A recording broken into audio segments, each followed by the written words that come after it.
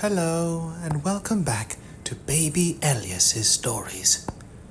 We now return to Eve by Iris Johansen. Chapter 15. Eve's cell phone rang as soon as she walked off the jetway in Milwaukee. "Go to the Avis rental pickup," John Gallo said. "A tan Toyota Camry has been rented for you. I'll see you soon." He hung up. Short and to the point, Eve thought as she moved down the aisle. Evidently, he was taking no chances on their conversation being bugged. Not that she could blame him. His home had been burned to the ground a little more than 24 hours ago. But where was she supposed to go after she went to the Avis lot? And when she got into the Camry, there was no note on the seat to help her. What was she supposed to do? Just sit and wait for the GPS. She activated it. An address was on the bottom of the GPS. Marriott Hotel, downtown Milwaukee. She drove out of the lot. Marriott Hotel. It had been to a Marriott that she had gone with John when her mother had been in trouble. Some sort of puckish whimsy. But John had never had that kind of humor. He had always had a reason for every action. She glanced at the rear view mirror. Was she being followed? Eve Duncan just pulled up in front of the Marriott, Colonel, Brandale said. "She's going up to the front desk and registering. Shall I follow?" "Not yet. Any sign of Gallo?" "No." "Then park and go inside. Find out what room she's been given." "How?" "I don't give a damn. Bribery is usually good." He hung up. He was surrounded by idiots and incompetents. Brandale called back 10 minutes later. "Room 1502. Keep watch outside and make sure you know when she leaves the hotel." Queen hesitated a moment, then dialed another number. "Marriott Hotel, room 1502. "How very accommodating of you," Black said. "Accommodating? I've practically drawn you a picture," Queen said. "Just get me what I need." "Gallo's head in the ledger," Black said. "I'll probably have to take out the woman too. It would be dangerous to leave a witness." Then she has to just disappear. She has contacts with the Atlanta PD. "Disappear? No problem. Do you think that I'd still be free if I wasn't an expert?" He said mockingly. "One can't just leave bodies lying about. Actually, it's rather fitting, isn't it? Her daughter disappeared, and now poor Eve Duncan herself. As far as I know, Duncan is still hale and hearty and able to cause me trouble. I don't care what you do to any of them. Just get me what I need. It shouldn't be hard now that I've done your groundwork." "You don't know anything about it. I may not even choose to use your precious information. I'll have to decide. It's sometimes better to go for a fresh, unexpected approach. It's certainly more enjoyable." "I'm not interested in what's enjoyable for you." "You may be very interested at some point, Queen." "Back off." That last remark was aimed at him, and Black's malice might also be changed to include Queen. He didn't want to have to deal with Black until he had done his job and retrieved the ledger. He'd already lined up a hitman to take care of Black after he had no use for him. All I'm saying is that nothing should get in the way of what's important. I thought that was what you meant. Black sounded amused. I'm certain you wouldn't deliberately be rude. He hung up.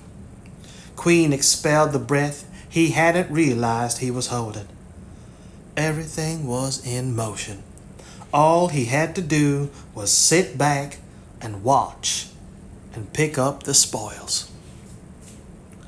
Black looked down at the pad on which he'd scrawled the room number in Milwaukee. Eve Duncan's room number. He remembered her well. How could he forget? And how well and in what ways did Gallo remember Eve Duncan? Queen had said she'd been with him in the house in the mountains. Is it time to take your toy from you, Gallo? He felt a surge of fierce pleasure at the thought. Not only the death of Gallo, but making him watch the death of someone he cared about. But how to do it in the most pleasurable way for himself. He thought he knew what path he wanted to take. He reached in his pocket and pulled out another note he had made. San Cecilia. Eve took out the plastic key the clerk had given her and pushed it into the slot. No, my room. She stiffened and turned to see John Gallo standing behind her. He was wearing a black shirt and khaki pants and looked dark, lean, and completely casual and confident. All of this cloak and dagger stuff is annoying, John. I feel like as if I've joined the CIA like Catherine. He shook his head. Nary a cloak or dagger in sight. He nodded at an open door down the hall. My room. It's safer. I've ordered dinner. He took her carry-on and rolled it down the hall. You were followed from the airport? How do you know? I hired an old friend, Peter Chacon, to watch the Toyota and report to me. He smiled. Would I let you take a chance on being intercepted on your way here? I don't know what you do. Was it one of Queen's people? Maybe. He stepped aside for her to enter the room. Probably. She glanced around the room. Typical hotel room, blue synthetic silk spread on a king-size bed, a desk and chair across the room. A small damask-covered room service table was pushed against the wall. Not as nice as the last Marriott we were in together, John said. But then there are Marriotts and Marriotts. She looked at him. That wasn't a pleasant memory either. I know, but I couldn't resist the temptation to repeat history on some level. He shut the door and gestured to the table. Sit down and eat. I don't know how long we'll have before we're interrupted. She sat down in the chair. You think someone is going to come? Then why are we still here? Because I want to see who it is. He uncovered the plates to reveal sandwiches and soup. Ham okay? She nodded. You said you were curious. I don't think you're this curious. He sat down across from her. It's important that I know who may be knocking on the door. Queen? She took a sip of soup. Who else? He didn't answer. She studied him. Who else? She whispered. Black? It's possible that Queen decided to bring him in on a job that he considered important. I worked very hard at being a thorn in his side to bring that about. He poured coffee into her cup. At least I hope he did. Bring him in? Her grip tightened on her spoon. Stop this. I have to know what you're talking about. Start at the beginning. What do you have on Queen? He made a face. The beginning? I try to avoid thinking of the beginning. He leaned back in his chair. But I'll try to skirt around the real nasty parts. Korea. 5 months after I left Atlanta. Fresh out of Ranger School. I was good and cocky and one of the chosen ones. I met Queen and his subordinate, Jacobs, at a meeting in Tokyo. Queen was a major at that time, and Jacobs was a corporal. Jacobs seemed to be some kind of assistant to Queen.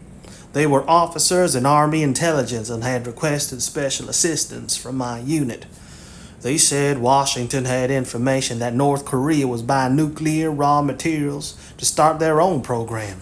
They wanted proof, but didn't want to disturb diplomatic relations to get it. So they sent me, Ron Chapshaw, and Larry Sillack in to find it. What kind of proof?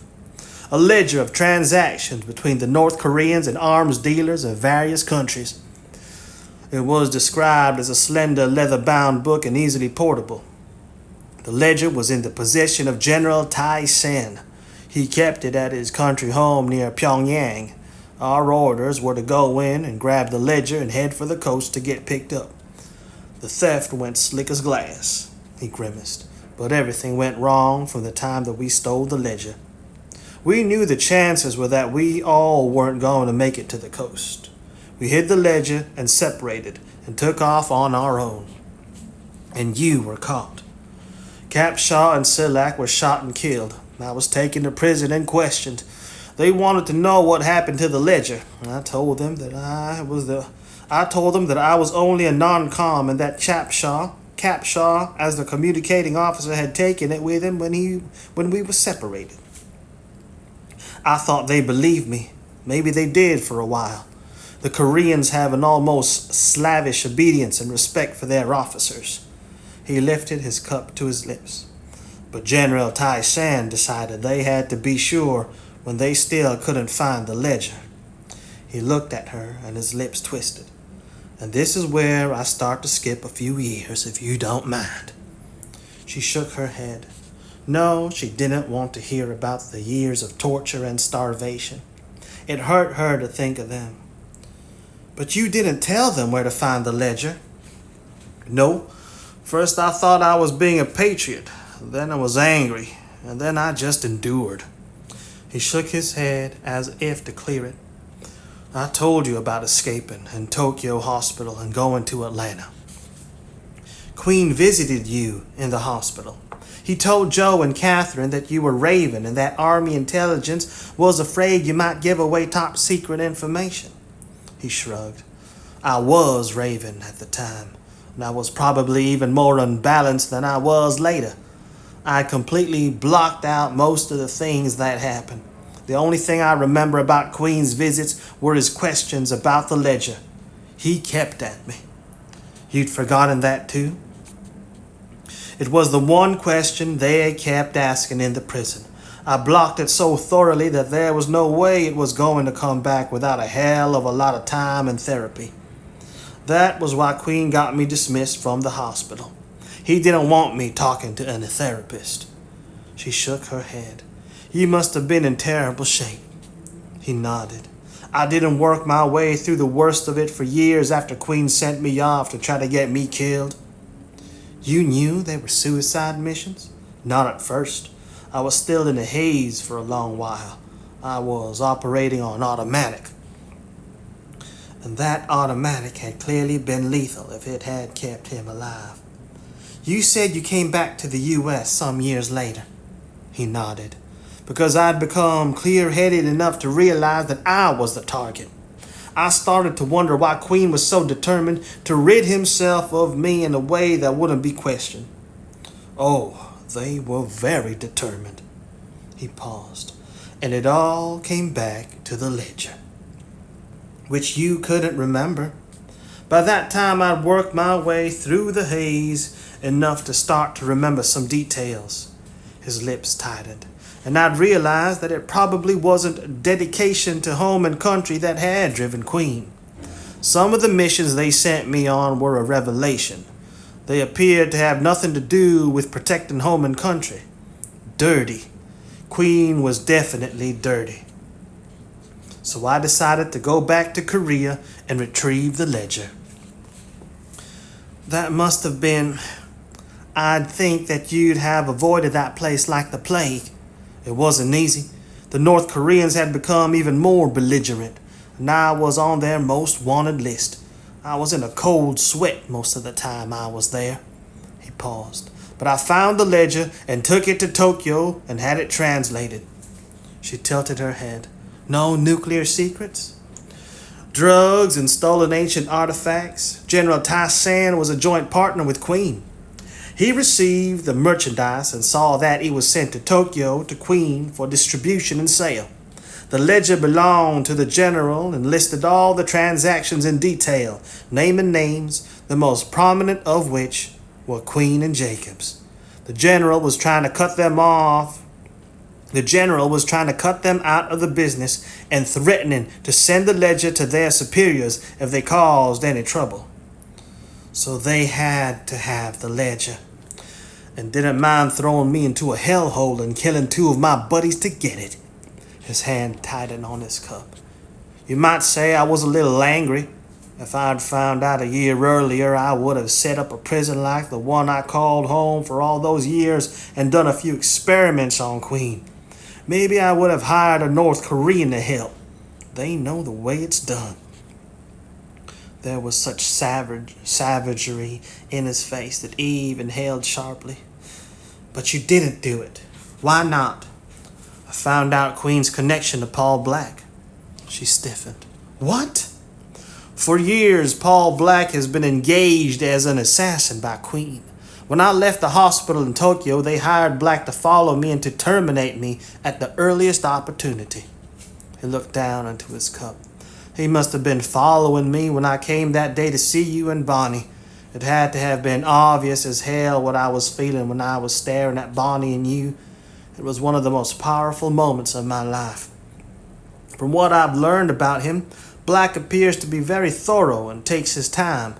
Evidently, he didn't find the right time and place to kill me while I was in Atlanta." "Bonnie," she whispered.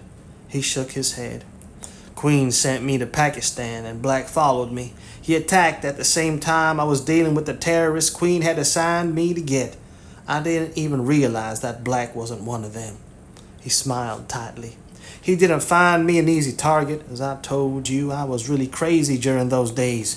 He went after me with a knife and I took it away from him and stabbed him in the belly. At the time I thought he was dead, but he crawled away." "To recover and go after Bonnie," she said dully. "Do you think I haven't thought about that every day since I found out Bonnie had been murdered?" he said harshly. "I'd found after searching through his pockets after I stabbed him that he had a U.S. passport under the name of Paul Black. I was lucky he wasn't traveling under an assumed name. I found out later that was common with him. He was so arrogant he thought no one could touch him.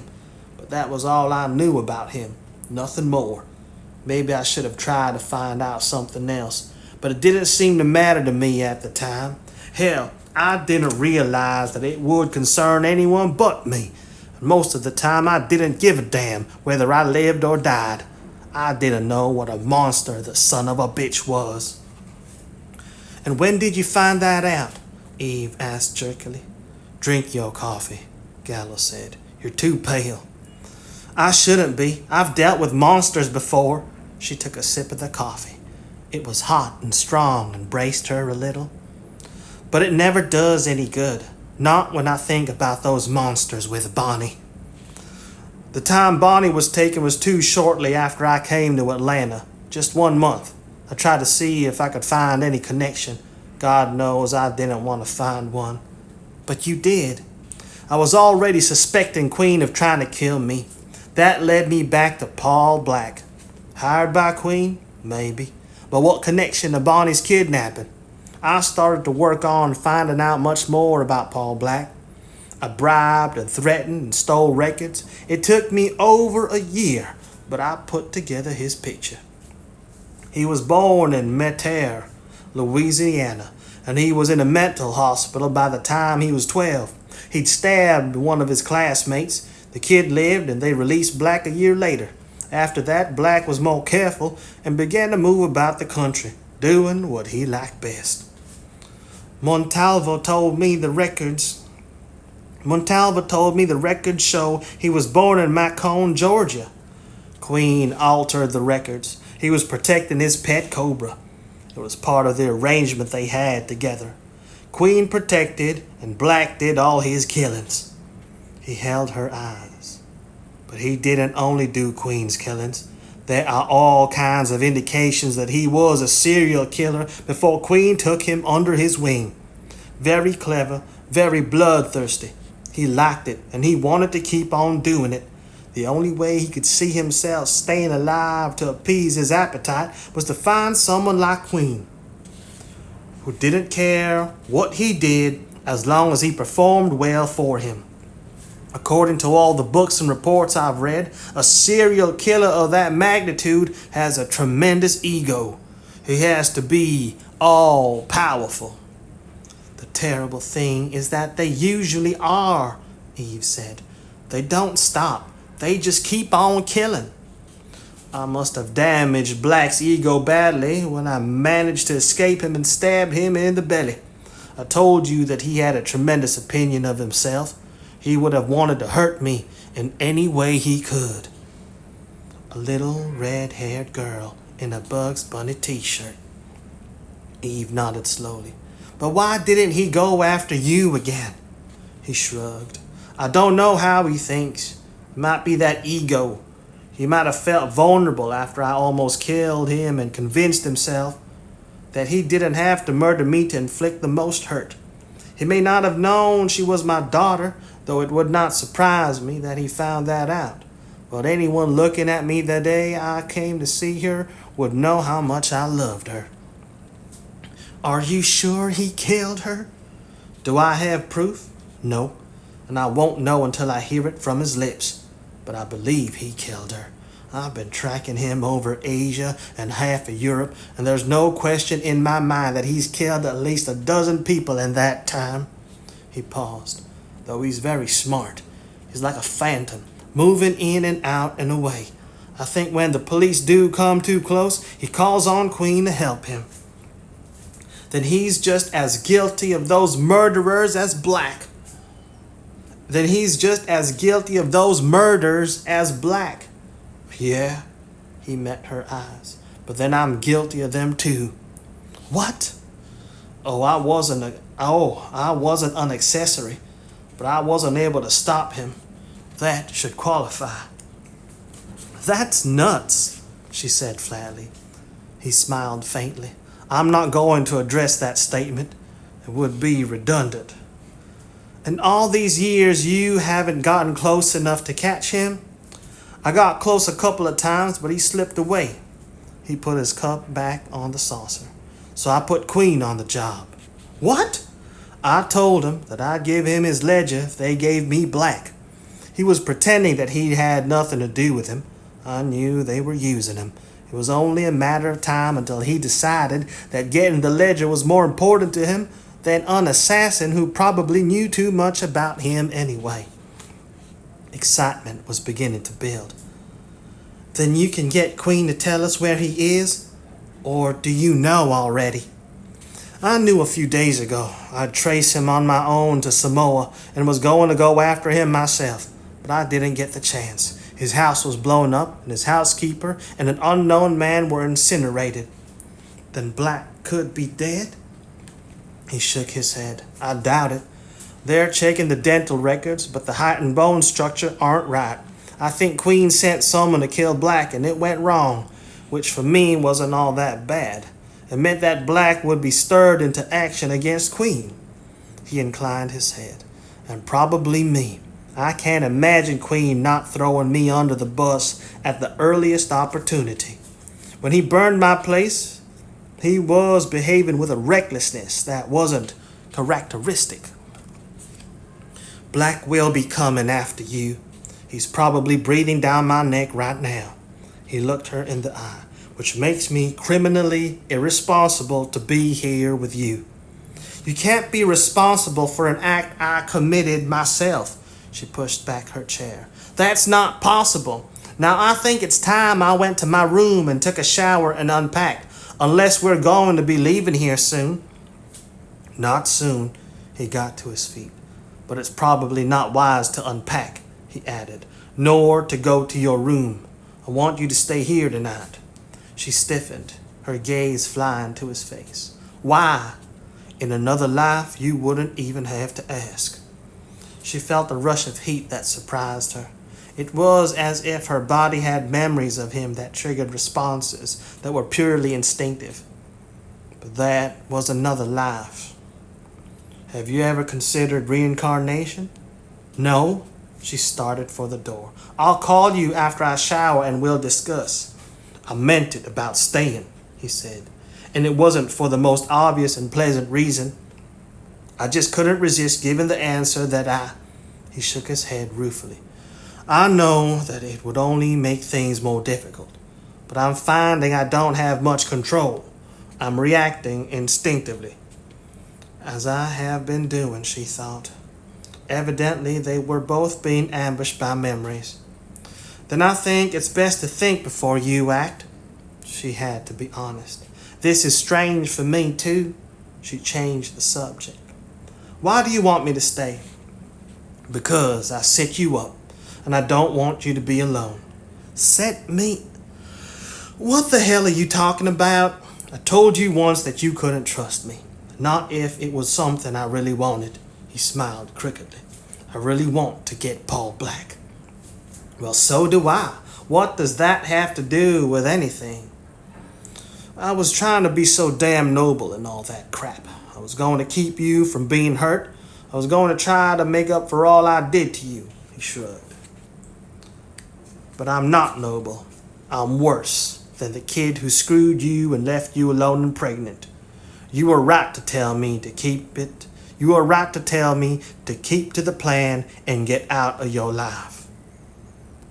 You're making me sound like a victim. I wasn't one then, and I'm certainly not one now.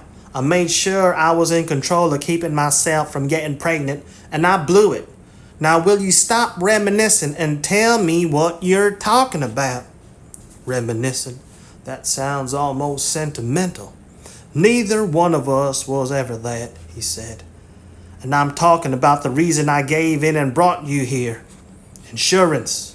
It was clear for whatever reason that Black wasn't eager to confront me. I needed a goad. He figured he'd hurt me before by killing Bonnie. Now he's coming back to revisit the situation. And lo and behold, you're back in my life. He paused. As I arranged. You're saying I'm bait? She shook her head. Don't flatter yourself. I wouldn't be that passive. If you'd said that was what you intended, do you think that I wouldn't have come? The only difference would have been that we might have gotten together a plan that was mutually agreeable. He stared at her and smiled slowly. I thought I remembered everything about you, but some details must have slipped away. She looked at the door. You think that Queen or Black will know I'm in room 1502? No one knows you're here. I made sure that they wouldn't. I bribed the clerk to give you 1502 and set up a signal alarm so that I'd know if anyone entered the room. I went in earlier and mused up the bed and made it look occupied. He paused. And I set up a camera to record any visitors. Her brows rose. My, you were thorough. I'm a good hunter, he said simply. I've been well trained. Ask Queen. I don't want to ask him anything. From what I've heard of him, I'd just as soon not make his acquaintance, she added grimly, unless it was to try to throw him into jail. She turned away from the door. It appears that I stay here. She took her carry-on case and threw it on the bed. How fast do you think Black will move? He shook his head. I have no idea, but Queen will be pushing hard. She opened the case and pulled out her toiletries and a change of clothes. She headed for the bathroom. Then we'll be ready to move too. His question stopped her at the bathroom door. Did you tell Quinn you were coming? She didn't look at him. I wouldn't have left without letting him know what I was doing. Did I give him details? No. So we're in this alone. Yes. She closed the door behind her. Alone. She did feel poignantly alone and vulnerable at that moment. She was used to Joe being there, a presence that was both exciting and comforting. But she was dealing with John Gallo, who was not at all comforting. Exciting? As exciting as falling off a cliff into the darkness? She didn't know what he was going to do next or even whether he was telling her the truth. She was going on instinct and memory, and the latter could have been twisted by the passage of time, and obeying instinct would be skipping through landmines. She stripped and stepped under the spray. I wish you were here, Joe. Milwaukee, Joe told Catherine when he called her from the airport. Eve took the 2:40 flight on Delta. And you're on your way. I will be in another hour. It's the first flight out. But finding out where she was going is going to be a hell of a lot easier than tracing her once she gets off the plane. What did you find out? Hanks may be in Denver, she said. He owns a condo there. I've called the number, but there's no answer. And Judy Clark? Judy has a mother, Stella Kaminsky. Stella Kamsky in St. Louis. It's a possibility. Judy lived with her until she was married, and after Judy's divorce, she moved back in with her until she went to work for Gallo. Her mother even took care of her kid for a while. I spoke to the mother, and she said she hadn't heard from her daughter in months. She seemed stiff. You think she was lying? As I said, I think she's a possibility. Judy Clark may be with her, or she might know where she is. I'm on my way there now. She lives in a subdivision in Webster Groves. It's about a 4-hour drive from where I am now. Call me if you can get anything out of her. You know it. Catherine hung up. But even if Judy Clark was with her mother, Catherine might not be able to get her to talk. She had been close-mouthed and obstinately loyal in her encounter with her. Hell, she might not even know where he was. It was clear that Gallo was very careful about confiding anything to anyone. But there was always a chance, and it was all Catherine could think to do. The chances were pretty slim. She just hoped Joe would be able to trace Eve when he reached Milwaukee. Why doesn't someone come? Eve's hand clenched on the gray drapes as she gazed from the window down at the lights of the traffic spearing the darkness. I can't say much for your trap, John. I've never seen any bait more eager to spring the teeth shut. He smiled across at her from where he was lying on the bed. You've not been here more than 5 or 6 hours. Are you always this impatient? We're close. I want it over. It's like the watch kettle that never boils. Come to bed and that alarm in 1502 will probably go off in 5 minutes. She didn't answer, her gaze fixed on the street. Come to bed, Eve, he said quietly. I'm not going to jump you. If you like, I'll curl up on the floor. I've learned to sleep anywhere. I'm not afraid of you. She turned to look at him. I can take care of myself. That's one of the first things that Joe taught me. Good for him. Though as I remember, you were pretty effective when I knew you. She nodded. But Joe says technique always carries the day. I learned that the night you saved little Manuel. And me. How is Manuel? Well, I hope. I lost track of Rosa and her son. She married and left for San Diego a year after I moved out of the housing development. She shook her head. It's sad that it's so easy to lose touch with people. They come in and out of your life and then they're gone. A lot of it's my fault. I'm so busy most of the time that I don't make the effort. What about your mother? She shrugged. We were fine while Bonnie was alive, but afterward we gradually grew apart. Bonnie was the magic that held us together.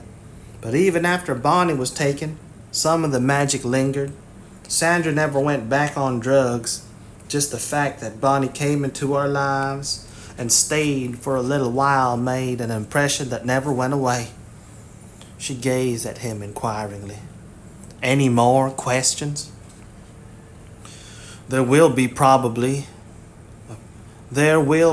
be a few as they occur to me. That curiosity. He reached over and turned out the lamp on the nightstand. The room was plunged into darkness. You're tired. Come and lie down. I won't touch you.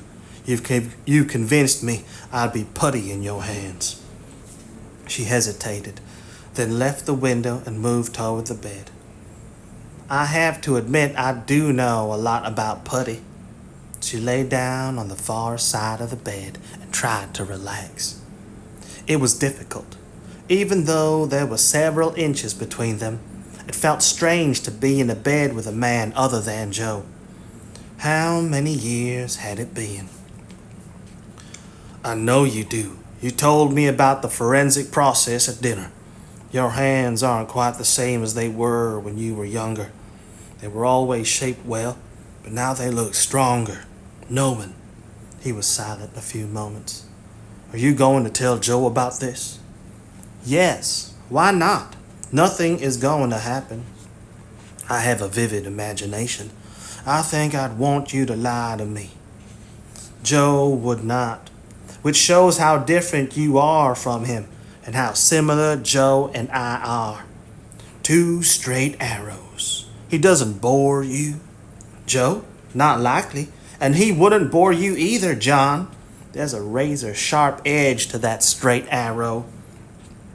I gathered so from talking to Hanks after their encounter the other night. He told me that Quinn wanted me very badly to be careful.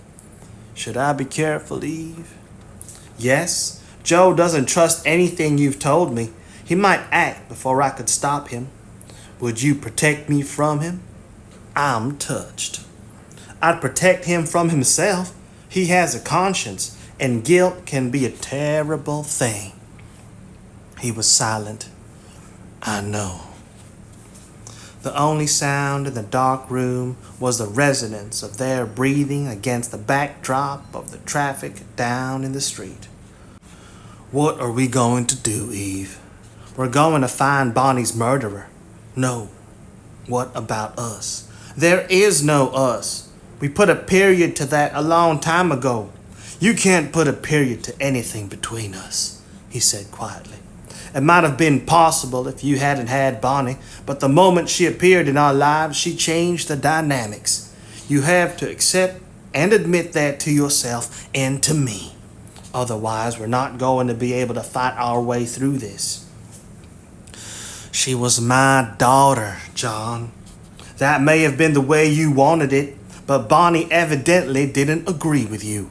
She came looking for me, Eve. She came into that hot box of filth and pain, and she found me, and I thank God for it every day of my life.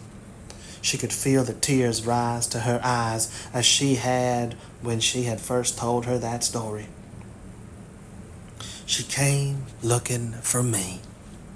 That simple sentence was enough to break her heart. The miracle of Bonnie, who had come into both their lives and changed them beyond belief. Don't fight me, Eve. I don't want to cause you any trouble. I'm just saying that we have to come to terms with a way of handling it that will make both of us content, not happy. Don't know if we can get to that level, but content would be good. I can't. You're out of my life. I have Joe now. He's all I want. And my first reaction is to try to change your mind. We're so damn good together that sex seems a natural part of any relationship that we could have, he added before she could speak. But that's the kid John Gallo thinking. I know we can't go back. We both moved on. Well, you moved on. I'm still struggling. She was struggling too. It seemed so right to have him in the bed next to her. It wasn't right. She loved Joe, but there was that strong bond that wouldn't be banished. Okay, he said, so I can't have sex with you. What's left? We were never friends, but that doesn't mean we can't work on it. I admire the person you've become. You can't say the same about me, but I might provide amusement value. Friendships can be based on a lot of weird things. There are things about you I admire, she said jerkily. You're a survivor, and what you've endured would have broken almost anyone else. You thought you were being tortured to protect your country. I admire your patriotism. Most of the time I think you're honest with me. That's important too. He chuckled.